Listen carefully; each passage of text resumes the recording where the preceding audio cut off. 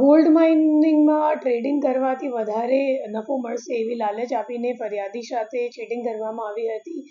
જે મામલાની ફરિયાદ સાયબર સેલ સુરત શહેર ખાતે નોંધવામાં આવેલ હતી, જેમાં 16 લાખની ટોટલ ફ્રોડ ફરિયાદી સાથે થઈ હતી.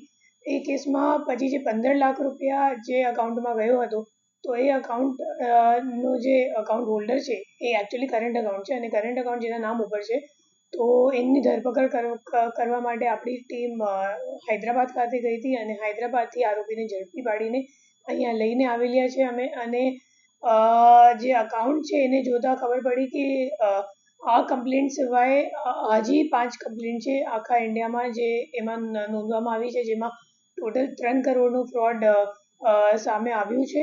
અને જે આરોપી છે એ છેલ્લા 2017થી આ અકાઉન્ટ એ વાપરે છે, અને પોતે બાંધકામનું કામ કરે છે, આઈ મીન કોન્ટ્રાક્ટ લે છે બાંધકામ માટે. અને અત્યારે એમને કામ મળતું નહોતું, તો ત્યારે ફાઇનાન્શિયલ સર્વિસીસ અને ક્રાઇમમાં લાગી ગયો હતો. અને હવે આ દિશામાં તપાસ ચાલુ છે કે આરોપી જેને કરંટ અકાઉન્ટ આપ્યું હતું ટ્રાન્ઝેક્શન કરવા માટે, તો એ માણસને પકડવા માટે અત્યારે અમારી તપાસ ચાલુ છે.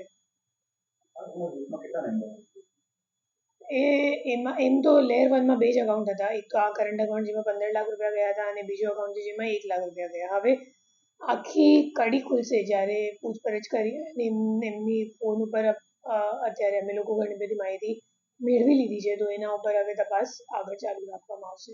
આરોપીઓ ક્યાંથી પકડવામાં આવ્યા? હૈદરાબાદ સાયબરાબાદ પોલીસ કમિશનરેટ એરિયાથી, અને એમના ઘર ઉપરથી આપણે ધરપકડ કરી છે એમની.